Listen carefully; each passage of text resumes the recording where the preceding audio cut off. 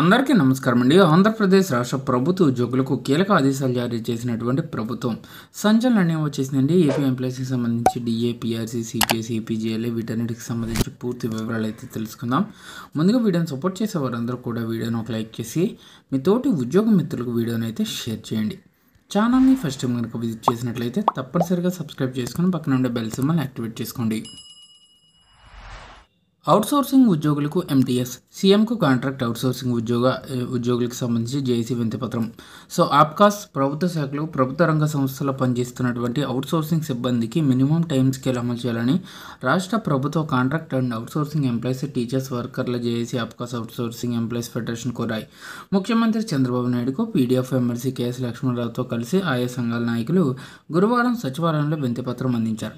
ఇచ్చిన హామీ ప్రకారంగా సంక్షేమ పథకాలు అవుట్సోర్సింగ్ ఉద్యోగులకు అమలు చేయాలని, వారి కుటుంబ సభ్యుల్లో అర్హులైన వారికి సంక్షేమ పథకాలు కొనసాగించాలని కోరారు.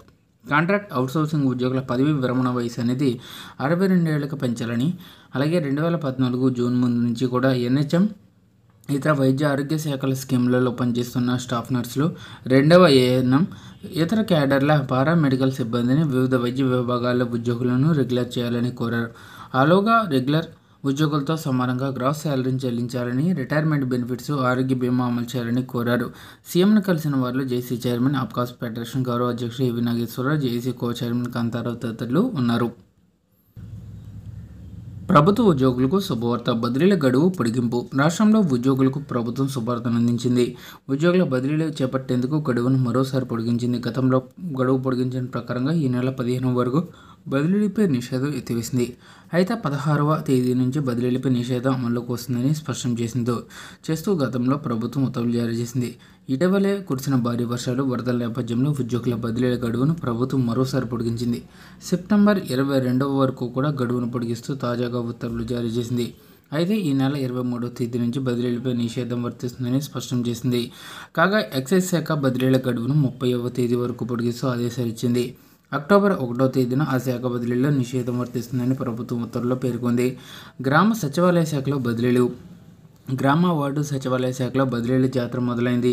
ఇప్పటికే ఇంజనీరింగ్ అసిస్టెంట్లను ట్రాన్స్ఫర్ చేయగా గురువారం డిజిటల్ అసిస్టెంట్స్ బదిలీ ప్రక్రియ చేపట్టారు. ప్రభుత్వ సాధారణ బదిలీలపై నిషేధాన్ని ఈ నెల 15 వరకు ఎత్తివేసింది. ఈ నేపథ్యంలో 15 ప్రభుత్వ శాఖల్లో 5 ఏళ్ల సర్వీసు పూర్తి చేసుకున్న సిబ్బందిని బదిలీ చేయాలని భావించింది. ఈ ప్రక్రియ అంతా పారదర్శకంగా జరిగేందుకు ఆన్లైన్లో దరఖాస్తు చేసుకోవాలని సిబ్బందికి ఆదేశాలు జారీ చేసింది. దీంతో ఆయా శాఖలతో పాటు గ్రామ వార్డు సచివాలయ శాఖ ఉద్యోగులు కూడా బదిలీల కోసం దరఖాస్తు చేసుకున్నారు. అయితే వీరి పదవీ కాలం 5 ఏళ్లు పూర్తి కాకపోవడంతో సాధారణ బదిలీల కింద కాకుండా రిక్వెస్ట్ ట్రాన్స్ఫర్స్గా ఆదేశాలు జారీ చేశారు. సచివాలయ శాఖలో 1,30,000 మంది వివిధ కేటగిరీల్లో విధులు నిర్వహిస్తున్నారు. వీరిలో 10 నుంచి 12% మంది బదిలీల కోసం దరఖాస్తు చేసుకున్నారు. ప్రస్తుతం ఉద్యోగుల బదిలీలు జరుగుతుండటంతో పల్లెల్లో టీడీపీ నేతలు గత 5 ఏళ్లుగా వైసీపీకి అనుకూలంగా పనిచేశారంటూ పలువురు ఉద్యోగుల జాబితాలను అధికారులకు అందజేసి వారిని తక్షణమే బదిలీ చేయాలంటూ డిమాండ్ చేస్తున్నారని తెలిసింది.